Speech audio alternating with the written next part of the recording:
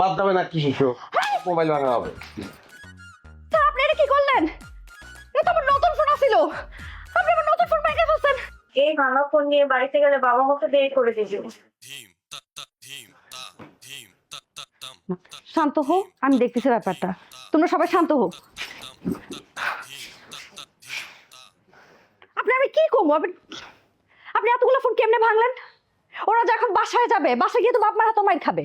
মায়ের খাওয়ার মতো কাজ করলে মায়ের খাবে না? হ্যাঁ, দু একদিন মায়ের খাওয়ার দরকার আছে। আমাদের শিক্ষাটা হয়ে গেল, ওদের মনোযোগ ঠিক থাকবে। বলার কাজ তো আমরা অনেকবার বলছি, কাজ হয়েছে, তারপর তো মোবাইল নিয়ে আসছে। সুতরাং মোবাইল ভেঙে ফেলানো উচিত, এবং যেটা করছি সেটা আমার এটা কাজ, এটা রয়ে গেছে কেন? বাদ যাবে না কি শিশু মোবাইল ভাঙা হবে।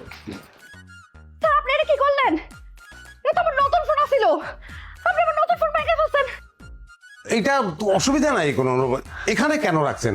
ওই হানিফের মোবাইল সার্ভিসিং দোকানে নিয়ে যাবেন, সমস্যাটা 50% ডিসকাউন্ট শুধুমাত্র আপনার জন্য। আমি বলে দেবো। আপনার ফোন কই? আমার ফোন আমার পকেটে, এই যে আমি তো মোবাইল ক্লাসে আমার। এইটা নিয়ে আপনি হানিফের দোকানে দেন, আপনি 100% ডিসকাউন্ট দিয়ে দিব, কারণ এটা আর কোনোদিন ঠিকই হইব না।